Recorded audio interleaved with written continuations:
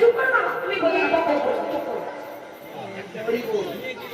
যিনি অনন্ত কোটি ব্রহ্মাণ্ডের মালিক, সৃষ্টি স্থিতি লয় প্রলয়ের কর্তা, যার ইচ্ছা বিনা গাছের একটি পাতা মরে না, তিনি কি জানতেন না কলিযুগে যদি নাম যজ্ঞ হয় এই যজ্ঞে জীবের মঙ্গল হবে, অমঙ্গলের কিছু নাই?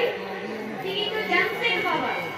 তিনি নিজে জেনে কেন নিত্যানন্দকে ডেকে বিচার করলেন? আপনি আচরণী ধর্ম জীবের শেখায়, নিজে আচরণ না করিলে এই জগতের জীবকে শেখানো না যায়। ওহে কলিহত জীব,